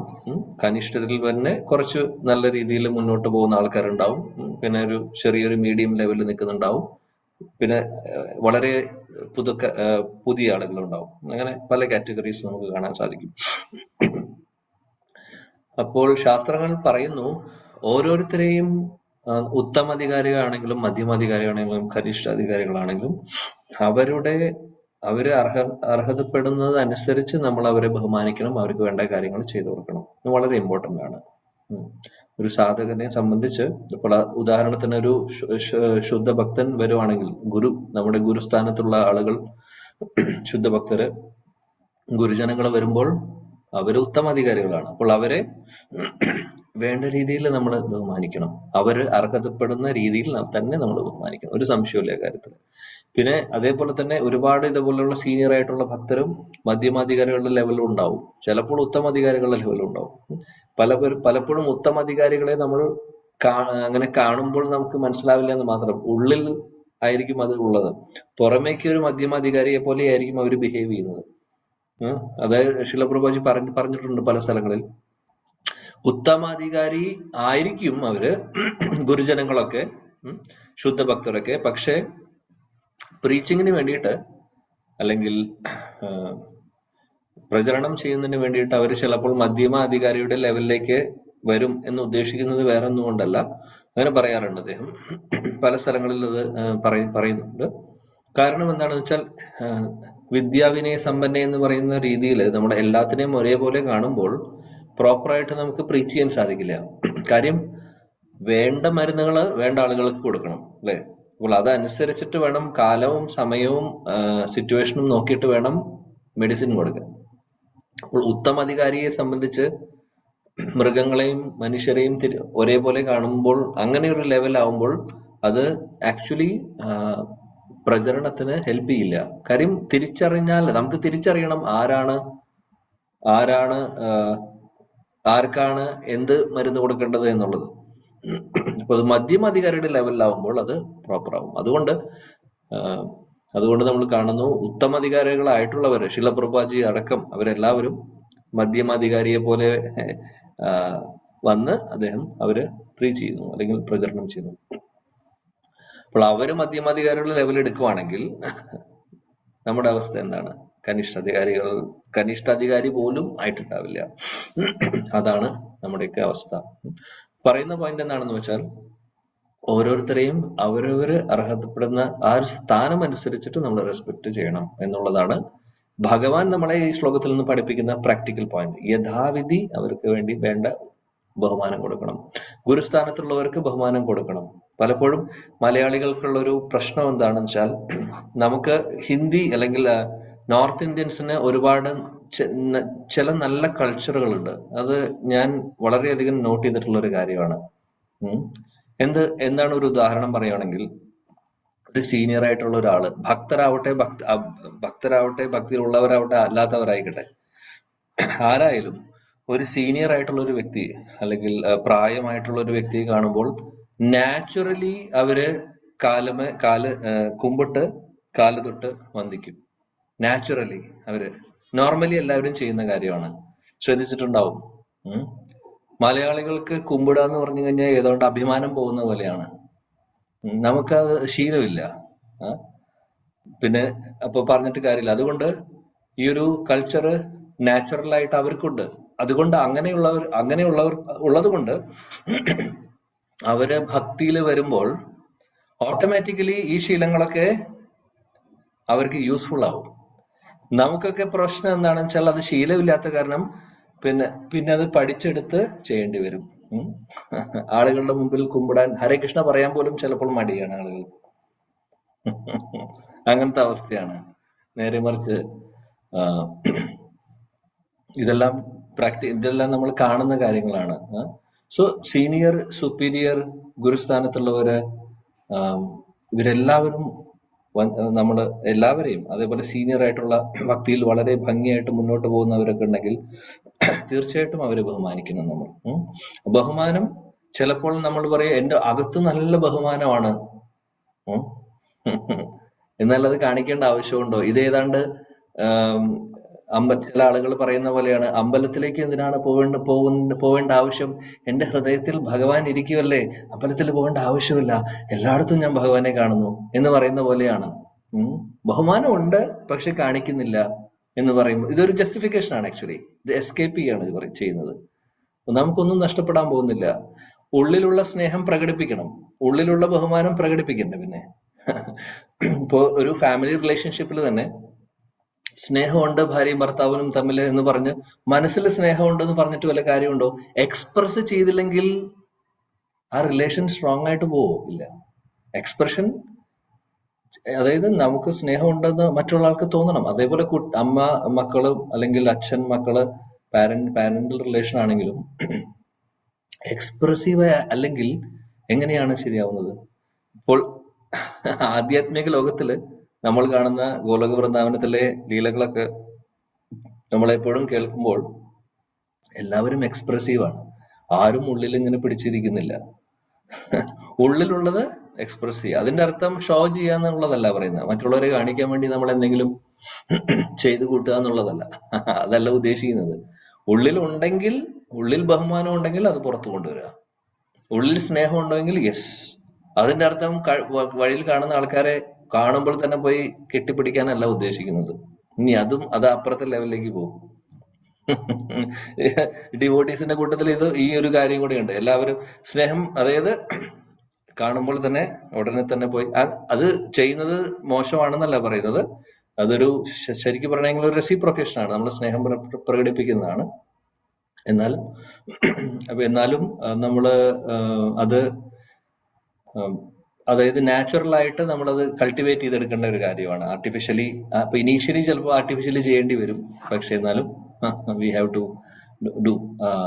സോ സാധാരണഗതിയില് ബഹുമാനിക്കുന്നത്, കാലിൽ വീഴുന്നതും കാല് തൊടുന്നതും ഒക്കെ, കാലിൽ തൊടുക എന്ന് ഉദ്ദേശിക്കുന്നത് കുമ്പിടുക എന്നത് അവരുടെ മുമ്പിൽ. കാലുമേൽ തൊടാൻ പലവരും ചിലപ്പോൾ സമ്മതിക്കില്ല. കാലുമേൽ തൊടുമ്പോൾ പറയുന്നത്, ഒന്ന് സ്ത്രീ പുരുഷൻ വ്യത്യാസം ഉണ്ടെങ്കിൽ കാല് തൊടുന്നത് ശരിയല്ല, പ്രത്യേകിച്ച് സന്യാസിമാരെ അങ്ങനെയുള്ളവരെ നമ്മൾ തൊടാൻ പാടില്ല. പിന്നെ അത് മാത്രമല്ല, തൊടുമ്പോൾ പറയുന്നു ശാസ്ത്രങ്ങളിൽ കർമ്മം ട്രാൻസ്ഫർ ആവുന്നുള്ളത്. അപ്പൊ നമ്മളായിട്ട് നമ്മുടെ കർമ്മം മറ്റുള്ളവർക്ക് കൊടുക്കേണ്ട ആവശ്യമില്ല. എനിവേ, എന്താണെങ്കിലും ബഹുമാനത്തിന്റെ ഭാഗമായിട്ട് നമുക്ക് നമസ്കരിക്കാം. തൊടണമെന്നില്ല, പക്ഷെ മുമ്പിൽ കൈ തൊടാം. അടുത്ത് കാലിന്റെ പരിസരത്ത് അടുത്തായിട്ട് നമുക്ക് തൊടാൻ സാധിക്കും. അല്ലെങ്കിൽ നമസ്കരിക്കുകയാണെങ്കിൽ നമസ്കരിക്കാൻ സാധിക്കും. നമസ്കരിക്കുമ്പോഴും കാല് അവര് തൊടേണ്ട ആവശ്യം വരുന്നില്ല, അല്ലെ?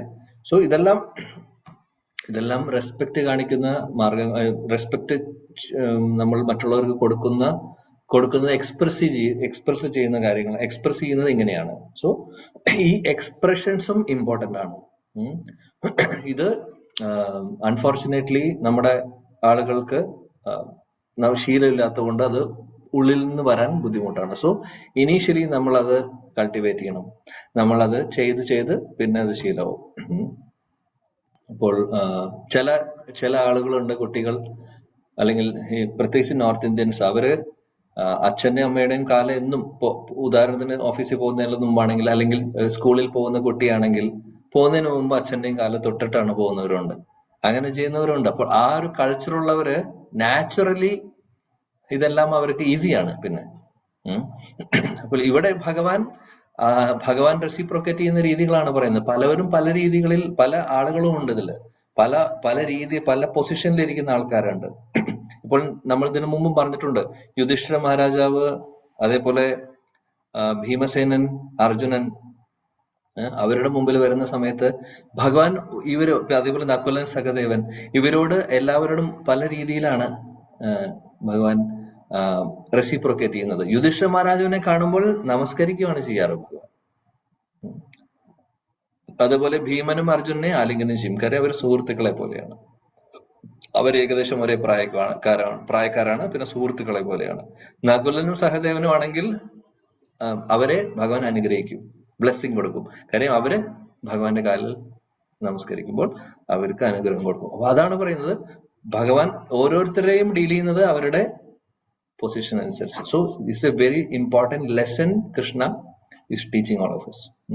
It's very very important, very very important. Etiquettes എന്ന് പറയുന്നതാണ് ഭഗവാൻ ഇതിൽ പഠിപ്പിക്കുന്നത്. ഈ എറ്റിക്കേറ്റ്സ് വളരെയധികം അത്യാവശ്യമാണ്. അതേപോലെ നന്നായി എല്ലാവരോടും സമാധാനപരമായിട്ട് സംസാരിക്കുക. ദേഷ്യം വരുന്ന പല കാര്യങ്ങളും ഉണ്ടാവും. ദേഷ്യം വരുന്ന കാര്യമാണെങ്കിലും ഒന്ന് നമ്മൾ അതിനെ കൺട്രോൾ ചെയ്യാൻ പഠിക്കണം. പ്രത്യേകിച്ചും ഭക്തരുടെ കമ്മ്യൂണിറ്റീസിൽ ഇത് ശ്രദ്ധിക്കേണ്ട ഒരു കാര്യമാണ്. ഇല്ലെങ്കിൽ ക്ലാഷസ് വരും, പിന്നെ അത് പ്രശ്നങ്ങളിലേക്ക് പോകും. സോ തെറ്റ് എവിടെയാണോ ശരി എവിടെയാണോ എന്നുള്ളതിന് വേറെ കാര്യം, പക്ഷെ നമ്മൾ എങ്ങനെ അത് റെസ്പോണ്ട് ചെയ്യുന്നു എന്നുള്ളതിലാണ് കാര്യം ഇരിക്കുന്നത്. ഒരു ഭക്തന്റെ മെച്യൂരിറ്റി ഇരിക്കുന്നത് അവിടെയാണ്. അവർ എത്രമാത്രം സ്പിരിച്വലി അഡ്വാൻസ് ആവുന്നുണ്ട്, അതിന്റെ അർത്ഥം എത്രയും ടോളറേറ്റ് ചെയ്യാൻ പറ്റാത്ത സിറ്റുവേഷനിലും അവരത് ടോളറേറ്റ് ചെയ്യുമ്പോഴാണ് അവിടെ, അതായത് കരിമ്പ് ജ്യൂസ് അടിക്കുന്നത് കണ്ടിട്ടുണ്ടല്ലോ നമ്മൾ, മെഷീനിലൂടെ കിടത്തി വിടുന്നത് പോലെ. അതേപോലുള്ള സിറ്റുവേഷൻ വന്നാലും ആ കരിമ്പ് ചെയ്യുന്നത് പോലെ, കരിമ്പ് എന്താണ് തരുന്നത്, അത്രയും ബുദ്ധിമുട്ടുകളിലൂടെ ആ മെഷീന്റെ പല്ലിന്റെ ഇടയിലൂടെ പോയിട്ട് തരുന്നത് ജ്യൂസാണ് നമുക്ക്. കാര്യം അതിന്റെ അകത്തുള്ളത് ജ്യൂസാണ്, അതുകൊണ്ട് അത് പുറത്തേക്ക് വരുന്നു. നമ്മളെ അതേപോലെ സ്ക്വീസ് ചെയ്യുകയാണെങ്കിൽ എന്ത് സംഭവിക്കുന്നു, നമ്മുടെ ഉള്ളിൽ എന്ത് വരുന്നു, എന്താണോ ഉള്ളത് അതാണ് പുറത്തേക്ക് വരിക. അപ്പൊ നമ്മൾ സ്പിരിച്വലി നല്ല രീതിയിൽ മെച്ചുവർ ആയിട്ടുള്ള ഒരാളുകളാണെങ്കിൽ നമ്മളെ സ്ക്വീസ് ചെയ്യുമ്പോൾ കാളിയന്റെ പോലെ പത്തി പൊക്കില്ല നമ്മൾ. നേരെ മറിച്ച് നമ്മുടെ ഉള്ളിൽ പുറമേക്ക് വൈഷ്ണവനാണ്, ഇതുപോലെ എന്തെങ്കിലും സ്ക്വീസ് ചെയ്യുന്ന സിറ്റുവേഷൻ വന്നു കഴിഞ്ഞാൽ അപ്പോൾ 1000 തലകൾ പൊക്കും. നമ്മളെ ജസ്റ്റിഫൈ ചെയ്യാൻ വേണ്ടി, നമ്മളെ രക്ഷിക്കാൻ വേണ്ടി ഒരുപാട് കാര്യങ്ങൾ ചെയ്യും. അപ്പൊ അതാണ് ടെസ്റ്റ് ആക്ച്വലി. ഇപ്പോൾ ഭഗവാൻ ഇവിടെ നമ്മളെ പഠിപ്പിക്കുന്നു, ഓർമ്മിപ്പിക്കുന്നു, യഥാവിധി എല്ലാവരെയും അദ്ദേഹം സ്വീകരിച്ചു. ഇതെല്ലാം നമ്മൾ ഓർക്കേണ്ടതാണ്. അതേപോലെ എല്ലാ പ്രായത്തിലുള്ള ആളുകളെ ബഹുമാനിക്കേണ്ടതായിട്ടുണ്ട്. നമ്മളെക്കാൾ ചെറിയ ആളുകളാവട്ടെ, അവർ ചിലപ്പോൾ ഒരുപക്ഷെ നമസ്കരിക്കും. കുറെ കുട്ടികളാവട്ടെ, അല്ലെങ്കിൽ ആരെങ്കിലും ചെറിയ കുട്ടികളാവട്ടെ, അവർക്ക് വേണ്ടി പ്രാർത്ഥിക്കും, ബ്ലെസ് ചെയ്യുക അവരെ. നമ്മൾ ബ്ലെസ് ചെയ്യാൻ കഴിവുണ്ടോ എന്നുള്ളതല്ല, നമുക്ക് അതിനുള്ള ക്വാളിറ്റി ഉണ്ടാവില്ല. ബ്ലെസ്സിങ് എന്ന് ഉദ്ദേശിച്ചത് അവര് നമ്മളോട് കാണിക്കുന്ന സ്നേഹത്തിന് തിരിച്ച് അറ്റ്ലീസ്റ്റ് ആ സമയത്തെങ്കിലും അവർക്ക് വേണ്ടി ഒന്ന് പ്രാർത്ഥിക്കുകയോ, ഭഗവാൻ അനുഗ്രഹിക്കട്ടെ ഈ കുട്ടിയെ. നമുക്ക് ബ്ലെസ്സിങ് കൊടുക്കാനുള്ള ക്വാളിഫിക്കേഷൻ ഇല്ലെങ്കിലും ഭഗവാനോട് പറയാം ബ്ലെസ്സിങ് കൊടുക്കാൻ, അത് നമുക്ക് ചെയ്യാൻ സാധിക്കും, അല്ലെ? അതുപോലെ ഇപ്പോൾ ഇതെല്ലാം ഭഗവാൻ നമ്മളെ പഠിപ്പിക്കുന്നു. ഇതാണ് പ്രാക്ടിക്കൽ ലെസൺ ഈ ഒരു ശ്ലോകത്തിൽ നിന്ന്, നമുക്ക് ഭാവാർത്ഥത്തിൽ നിന്നും ശില പ്രഭുജി നമ്മളെ പഠിപ്പിക്കുന്നത്. കൂട്ടത്തിൽ ശില പ്രഭുജി നമ്മളെ ഓർമ്മിപ്പിക്കുന്നു, ശുദ്ധഭക്തര് അവർക്ക് ഭഗവാൻ അല്ലാതെ വേറെ ഒന്നുമില്ല, ഭഗവാന്റെ സേവനം അല്ലാതെ വേറെ ഒന്നും അവരുടെ ലിസ്റ്റിലില്ല. ശുദ്ധഭക്തർ എന്ന് പറഞ്ഞു കഴിഞ്ഞാൽ അത് മാത്രമേ ഉള്ളൂ, ഭഗവത് സേവനം മാത്രം. സോ അങ്ങനെയുള്ളവരോട് ഭഗവാൻ സ്പെഷ്യൽ ആയിട്ടുള്ള അറ്റൻഷൻ ഉണ്ട് അദ്ദേഹത്തിന്. യഥാമാം പ്രപത്യന്തെ താം തഥൈവ ഭജാമ്യഹം, ശ്രീമദ് ഭഗവത്ഗീതയിൽ പറയുന്ന പോലെ അത് തന്നെയാണ് ഇവിടെ പറയുന്നത്. അതുപോലെ, അതായത് ഭഗവാനോട് എങ്ങനെയാണോ റെസിപ്രോക്കേറ്റ് ചെയ്തിട്ടുള്ളത് അതനുസരിച്ച്, ഭഗവാനോട് എങ്ങനെയാണോ അവര് അപ്രോച്ച് ചെയ്യുന്നത് അതനുസരിച്ചിട്ട് ഭഗവാൻ തിരിച്ച് അവരോട് റെസ്പോണ്ട് ചെയ്യും. ഇതാണ് ഭഗവാൻ ചെയ്യുന്ന കാര്യം. സോ നമ്മൾ നല്ല രീതിയിൽ ആത്മാർത്ഥപരമായിട്ട് ഭഗവാന്റെ അടുത്തേക്ക് പോവുകയാണെങ്കിൽ തീർച്ചയായിട്ടും അദ്ദേഹം നമ്മുടെ കൂടെ തന്നെ ഇങ്ങോട്ട് ഓടി വരും. അതാണ് പറയുന്നത്. ശ്രീല പ്രഭുജി നമ്മളെ അത് ഓർമ്മിപ്പിക്കുന്നു. ശുദ്ധഭക്തർക്ക് ഭഗവത് സേവനമല്ലാതെ അവരെ സംബന്ധിച്ച് വേറെ ഒന്നുമില്ല, അവർക്ക് വേറെ ഒന്നിലും താല്പര്യമില്ല. ബ്രഹ്മജ്യോതിയിൽ പോയി ലയിക്കുവാനോ അല്ലെങ്കിൽ മുക്തി എന്ന് പറയുന്ന പോലെ പ്രശ്നങ്ങളിൽ നിന്ന് നിവാരണം, അതല്ല. എവിടെയാണെങ്കിലും ഏത് സിറ്റുവേഷൻ ആണെങ്കിലും ഭഗവാന്റെ ഇച്ഛ എന്താണോ, ഭഗവാന്റെ ആഗ്രഹം എന്താണോ അത് നടക്കട്ടെ. എനിക്ക് സേവനം നഷ്ടപ്പെടാതിരുന്നാൽ മതി. സേവനം, ഭഗവത് സേവനം വേണം. അത് അങ്ങയുടെ തൃപ്പാദങ്ങൾ വിട്ടിട്ടുള്ള ഒരു സ്ഥാനവും എനിക്ക് വേണ്ട. വൃത്രാസുരം പറയുന്നത് പോലെ നാക്ക് പൃഷ്ടം ന ച പാരമേഷ്ട്യം ന സർവഭൗമ ന രസാധിപത്യം ന യോഗസിദ്ധിം അപുനർഭവം സമഞ്ജസത്വ വിരഹീയ കാംക്ഷേ. ധ്രുവ മഹാരാജന്റെ സ്ഥാനം, ധ്രുവലോകം തരാമെന്ന് പറഞ്ഞാലും എനിക്ക് വേണ്ട. അങ്ങയുടെ തൃപ്പാദങ്ങൾ വിട്ടിട്ട് അങ്ങോട്ട് പോകാൻ എന്നോട് പറയുകയാണെങ്കിൽ ഐ ഡോണ്ട് വാണ്ട് ദാറ്റ്. നേരെ മറിച്ച് എന്നെ നരകത്തിലേക്ക് പറഞ്ഞയച്ചോളൂ. ഭഗവത് സേവനം ഉണ്ടെങ്കിൽ, ഭഗവാന്റെ പാദങ്ങൾ എന്റെ കയ്യിലുണ്ടെങ്കിൽ I'm ready to go to hell also. അതാണ് ഒരു ഡിവോട്ടിയുടെ, ഒരു ഭക്തന്റെ ഭാവം. ഓക്കെ, ഒരു ശ്ലോകം കൂടെ നോക്കാം. 22.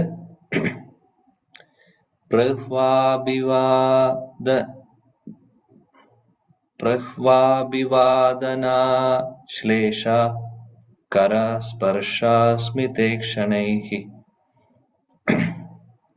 ആശ്വാസ്യ ചാശ്വപാകേഭ്യോ വരേശ്ചാഭിമതേർവിഭുഃ. വായിച്ചോളൂ. ഹരേ കൃഷ്ണ പ്രഭു. ഓം നമോ ഭഗവതേ വാസുദേവായ. പ്രഹ്വാഭിവാദനാശ്ലേഷകരസ്പർശസ്മിതേ ക്ഷണൈഃ ആശ്വാസ്യ ചാശ്വപാകേഭ്യോ വരേശ്ചാഭിമതേർവിഭുഃ. ഹരേ കൃഷ്ണ. ഹരേ കൃഷ്ണ. ഓം നമോ ഭഗവതേ വാസുദേവായ.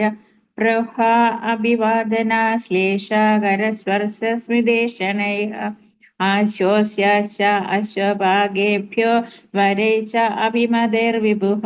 ഹരേ കൃഷ്ണ. ഹരേ കൃഷ്ണ. ഹരേ കൃഷ്ണ. ഹരേ കൃഷ്ണ. ഹരേ ഓം കൃഷ്ണ. നമോ വാസുദേവായ. പ്രഹ്വാ അഭിവാദന ശ്ലേഷ കരസ്പർശസ്മിതേ ക്ഷണൈ ആശ്വാസ്യ ചാപഭാഗേഭ്യോ വരൈശ്ചാഭിമതൈർ വിഭുഃ. ഹരേ കൃഷ്ണ. പ്രഹ്വാഭിവാദന ക്ലേശ കരസ്പർശസ്മിതേ ക്ഷണൈഃ ആശ്വാസ്യ ചാശ്വപാകേഭ്യോ വരൈച്ഛാഭിമതൈർവിഭുഃ. ഹരേ കൃഷ്ണ പ്രഭുജി. ഹരേ കൃഷ്ണ. ഓം നമോ ഭഗവതേ പ്രഹ്വാഭിവാദനാശ്ലേഷ കരസ്പർശസ്മിതേ ക്ഷണൈഃ ആശ്വാസ്യ ച ആശ്വപാകേഭ്യോ വരൈശ്ചാഭിമതൈർവിഭുഃ. ഹരേ കൃഷ്ണ. ഓക്കെ, വായിക്കൂ ആരെങ്കിലും. ഹരേ ഹരേ കൃഷ്ണ. കൃഷ്ണ.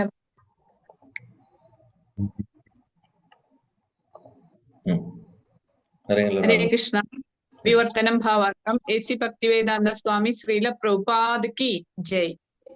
സർവശക്തനായ ഭഗവാൻ അവിടെ സന്നിഹിതനായിരുന്ന ഏവരെയും തന്റെ ശിരസ്സും നമിച്ച് വണങ്ങുകയും ആശംസകൾ അന്യോന്യം കൈമാറിയും ആശ്ലേഷിച്ചും ഹസ്തദാനം ചെയ്തും വീക്ഷിച്ചും മന്ദഹസിച്ചുകൊണ്ടും വാഗ്ദാനങ്ങൾ നൽകിക്കൊണ്ടും ആശീർവാദങ്ങൾ സമ്മാനിച്ചുകൊണ്ടും നീചകുലത്തിൽ ജനിച്ചവരെ പോലും ഉപചാരപൂർവം സ്വീകരിച്ചു. ഭാവാർത്ഥം. ശ്രീകൃഷ്ണ ഭഗവാനെ സ്വാഗതം ചെയ്യാൻ എല്ലാ നിലവാരത്തിലുമുള്ളവർ ഉണ്ടായിരുന്നു. പിതാവായ വസുദേവരും പിതാമഹനായ ഉഗ്രസേനനും ഗുരുവായ ഗർഗമുനിയും തുടങ്ങി താഴോട്ട് വേശ്യകളും ചണ്ടാലന്മാരും വരെ അക്കൂട്ടത്തിലുണ്ടായിരുന്നു. അവരെ ഓരോരുത്തരെയും ഭഗവാൻ അവരവരുടെ നിലയ്ക്കും വിലയ്ക്കുമനുസരിച്ച് യഥോചിതമായി ഉപചാരപൂർവം ആശംസിച്ചു. ശുദ്ധ ജീവസത്തകളെ സംബന്ധിച്ചിടത്തോളം അവയെല്ലാം തന്നെ ഭഗവാന്റെ അവിഭാജ്യ ഘടകങ്ങളാവുന്നു. ആകയാൽ അദ്ദേഹവുമായുള്ള ശാശ്വത ബന്ധത്തിൽ ആരും അന്യരല്ല. അത്തരം പരിശുദ്ധാത്മാക്കളെ ഭൗതിക ഗുണങ്ങളുമായുള്ള അവരുടെ ബന്ധത്തിനനുസരിച്ചാണ് നിലവാരം നിശ്ചയിച്ചിരിക്കുന്നത്. എങ്കിലും ഇത്തരം നിലകൾക്കതീതമായി എല്ലാവർക്കും തുല്യമായി തന്നെ ഭഗവാന്റെ വാത്സല്യാധികാരത്തിനും പാത്രമാകാൻ കഴിഞ്ഞു. ഈ ലൗകിക ജീവാത്മാക്കളെ തന്റെ ധാമത്തിലേക്ക് തിരിച്ചെത്താൻ പ്രത്യാഹ്വാനം ചെയ്യുവാനാണ് ഭഗവാൻ അവതരിക്കുന്നത്. ബുദ്ധിമാന്മാർ പരമദിവ്യോത്തമ പുരുഷനാൽ സർവ ജീവാത്മാക്കൾക്കുമായി അനുവദിക്കപ്പെട്ട ഈ ആനുകൂല്യത്തെ പ്രയോജനപ്പെടുത്തുന്നു. ഭഗവത് ധാമത്തിൽ തിരിച്ചെത്തുന്നതിൽ നിന്നും ആരെയും ഭഗവാൻ വിലക്കിയിട്ടില്ല. ഭഗവത് ധാമത്തെ സ്വീകരിക്കുവാനോ പരിത്യജിക്കുവാനോ ഉള്ള അവകാശം ജീവാത്മാക്കളിൽ നിക്ഷിപ്തമാണ്. ഹരേ കൃഷ്ണ. ഹരേ കൃഷ്ണ. Thank you. അതിമനോഹരം. നമ്മൾ കഴിഞ്ഞ ശ്ലോകത്തിൽ എക്സ്പ്ലെയിൻ ചെയ്തു. ഓൾറെഡി ഈ കാര്യങ്ങളൊക്കെ ഇവിടെ ഭഗവാൻ ചെയ്യുന്നത് എന്താണെന്ന് നോക്കൂ. പ്രാഹ്വ, അദ്ദേഹം എല്ലാവരുടെയും മുമ്പിൽ തലകുനിക്കുകയാണ് ചെയ്യുന്നത്. അഭിവാദന, എല്ലാവരെയും അഭിവാദനം ചെയ്യുന്നു. അദ്ദേഹം വളരെ അവരെ സ്തുതിച്ചുകൊണ്ട് അല്ലെങ്കിൽ അവരോട് നല്ല വാക്കുകൾ പറഞ്ഞുകൊണ്ട് എല്ലാവരോടും സംസാരിക്കുന്നു. ആശ്ലേഷ, ചിലവരെ ആലിംഗനം ചെയ്യുന്നു. കരസ്പർശ, ചിലവരുടെ കൈ ഷേക്ക് ഹാൻഡ് കൊടുക്കുന്ന പോലെ കൈകൾ പിടിക്കുന്നു. സ്മിത ഈക്ഷണൈ, ചിലവരെ കണ്ട് ചിരിക്കുന്നു, അല്ലെങ്കിൽ ആ പുഞ്ചിരി അത് തന്നെ ഒരു റെസിപ്രോക്കേഷൻ ആണ്. ആശ്വാസ്യ, ചിലവരെ ആശ്വസിപ്പിക്കുന്നു, എൻകറേജ് ചെയ്യുന്നു. പിന്നെന്താണ് പറയുന്നത്? അപ്പോൾ ഇവിടെ അശ്വപക, അതായത് ചണ്ടാല കൂട്ടത്തിലുള്ളവര് പോലും, അതേപോലെ അങ്ങനെയുള്ളവര് പോലും ഉണ്ടായിരുന്നു. ശിലപ്രഭാജി ഇവിടെ പറയുന്നു ഭാവാർത്ഥത്തിൽ, വസുദേവര്, ഉഗ്രസേനൻ, ഗർഗമുനി ഇവരൊക്കെ ഉണ്ട് കൂട്ടത്തിൽ. വേശ്യ സ്ത്രീകളും ചണ്ടാലരും എല്ലാവരും ഭഗവാനെ സ്വീകരിക്കാൻ വേണ്ടി ഇരിക്കുകയാണ്, കാത്തിരിക്കുകയാണ് ചെയ്യുന്നത്. അപ്പൊ അവര് ഓരോരുത്തരെയും അവർക്കവർക്കതായിട്ടുള്ള അർഹതപ്പെടുന്ന ആ ഒരു പൊസിഷനും ആ ഒരു റെസ്പെക്റ്റും വേണ്ട രീതിയിൽ ഏതാണോ വേണ്ടത് അതനുസരിച്ച് അദ്ദേഹം ചെയ്തു. സി, ബ്യൂട്ടിഫുൾ പോയിന്റ് അല്ലെ? നമ്മൾ ഓൾറെഡി ചർച്ച ചെയ്തു ഡീറ്റെയിൽസ് എല്ലാം, നമ്മളിതിൽ നിന്ന് പഠിക്കേണ്ട കാര്യങ്ങൾ. അപ്പൊ ഇവിടെ ഭഗവാൻ അത് കാണിച്ചു തരുവാണ് ചെയ്യുന്നത്. ആ ഒരു പൊസിഷൻ അനുസരിച്ച് അദ്ദേഹം റെസിപ്രോക്കേറ്റ് ചെയ്യുന്നു. അപ്പോൾ ഇതൊക്കെയാണ് റെസിപ്രോക്കേറ്റ് ചെയ്യേണ്ട രീതികൾ. ഉദാഹരണത്തിന് തലകുനിക്കാന്ന് ഉദ്ദേശിക്കുന്നത് ഇങ്ങനെ കാണിക്കുന്നത് ഓക്കെ. അതേപോലെ തന്നെ കാലിൽ വീഴേണ്ട ആളുകളുടെ മുമ്പിൽ കാല് വീഴുന്നു, നമസ്കരിക്കുന്നു, പ്രണാമം ചെയ്യുന്നു. അപ്പോൾ അതിന്റെ അർത്ഥം വഴിയിലൂടെ നടന്നു പോകുമ്പോൾ, പ്രത്യേകിച്ച് ഇവിടെ ഇന്ത്യയിൽ കുഴപ്പമില്ല, ഇന്ത്യയിൽ ഇപ്പൊ എവിടെ നമസ്കരിച്ചാലും, ഇന്ത്യയിലാണെങ്കിലും അമേരിക്കയിലാണെങ്കിലും ആരും നോക്കില്ല.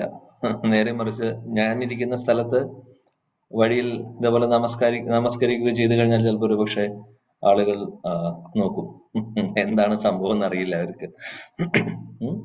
അപ്പോൾ നമസ്കരിക്കുന്നതും ഇപ്പൊ ഒന്ന് കുമ്പിട്ട് കാല് തൊടുന്നതും എളുപ്പമാണ് അല്ല, അത് ചെയ്യാൻ ബുദ്ധിമുട്ടില്ല, അതിപ്പോ ആരും ശ്രദ്ധിക്കുന്ന കാര്യമല്ല. നേരെ മറിച്ച് നമ്മൾ ദണ്ഡവത് പ്രണാമമൊക്കെ വഴിയില് റോഡിൽ ചെയ്യുകയാണെങ്കിൽ, ഇവിടെ ഇങ്ങനെയുള്ള രാജ്യങ്ങളിൽ അത് ശ്രദ്ധിക്കേണ്ട കാര്യമാണ്. പക്ഷെ ഇന്ത്യയിൽ ഇതൊന്നും വിഷയമല്ല. ഗുരുജനങ്ങളൊക്കെ വരുമ്പോൾ, വൃന്ദാവനം, മായപ്പൂർ അങ്ങനെയുള്ള സ്ഥലങ്ങളിൽ പോകുമ്പോൾ ഒരുപാട് സന്യാസി വര്യന്മാരെ നമ്മൾ കാണും. അമ്പലത്തിൽ പോകുമ്പോഴും വഴിയിൽ നടക്കുമ്പോഴൊക്കെ അവരെ കാണുമ്പോഴൊക്കെ എവിടെയാണോ ഉള്ളത് അവിടെ നമസ്കരിക്കുക, ഒരു കുഴപ്പമില്ല. അത് നമ്മൾ ചെയ്യേണ്ട ഒരു കാര്യമാണ്. അപ്പോൾ ഇവിടെ ഭഗവാൻ ഗർഗമുനിയെ കാണുമ്പോൾ നമസ്കരിക്കില്ലേ? തീർച്ചയായിട്ടും നമസ്കരിക്കും. വസുദേവൻ അച്ഛനാണ്, ഉഗ്രസേനൻ, അവരൊക്കെ ഒരുപാട് സീനിയർ ആയിട്ടുള്ളവർ, അവരെ കാണുമ്പോൾ നമസ്കരിക്കുകയാണ് ഭഗവാൻ ചെയ്യുന്നത്. അതേപോലെ ചിലവരെ അദ്ദേഹം ആലിംഗനം ചെയ്യുന്നു. സുഹൃത്തുക്കളെ പോലുള്ളവര് ഉണ്ടെങ്കിൽ, ആ ഒരു പ്രായത്തിലുള്ളവരും അല്ലെങ്കിൽ ഉദ്ധവരെ പോലുള്ളവരൊക്കെ, ഉദ്ധവനൊക്കെ ആ ഒരു കാറ്റഗറിയിൽ വരുന്നു. അപ്പൊ അവരെയൊക്കെ ആ രീതിയിലാണ് അദ്ദേഹം സ്വീകരിക്കുന്നത്. ചിലവരുടെ കൈകൾ പിടിച്ചുകൊണ്ട്, ചിലവരുടെ മുഖത്ത് നോക്കി ചിരിച്ചുകൊണ്ട്, എല്ലാവർക്കും അദ്ദേഹം എല്ലാവരോടും റെസിപ്രോക്കേറ്റ് ചെയ്യുന്നുണ്ട്.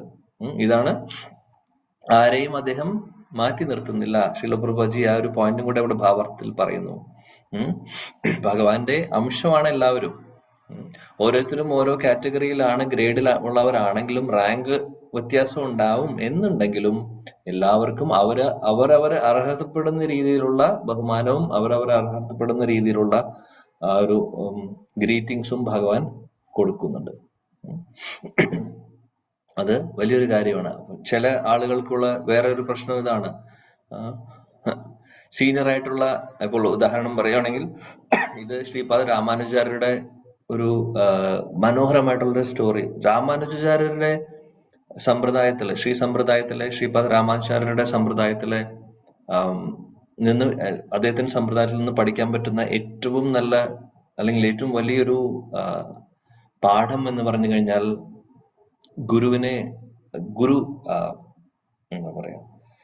ഗുരുവിനോടുള്ള ആ ഒരു സ്നേഹം, ഗുരുഭക്തി ശരിക്കും നമ്മൾ പഠിക്കാൻ സാധിക്കുന്നത് ശ്രീ സമ്പ്രദായത്തിലെ ഒരുപാട് കഥകളുണ്ട് ശ്രീപാദ രാമാനുജാര്യരുമായിട്ട് സംബന്ധിച്ചിട്ടുള്ള.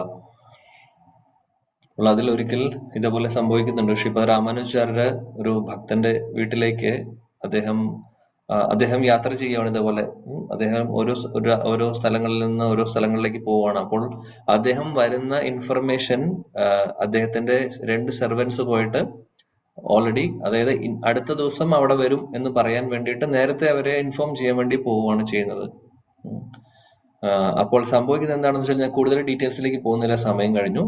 സംഭവിക്കുന്നത് എന്താണെന്ന് വെച്ചാൽ, ആരുടെ വീട്ടിലേക്കാണ് പോകുന്നത്, അവരോട് കാര്യം പറഞ്ഞപ്പോൾ അവർക്ക് ഒരുപാട് സന്തോഷമായി. ശ്രീപദ രാമാനുജാചാര്യർ വരുന്നുണ്ട്, ഗുരു വരുന്നുണ്ട് എന്ന് കേട്ടപ്പോൾ അദ്ദേഹത്തിന് സന്തോഷമായി. പക്ഷെ ഇവരെ വേണ്ട രീതിയിൽ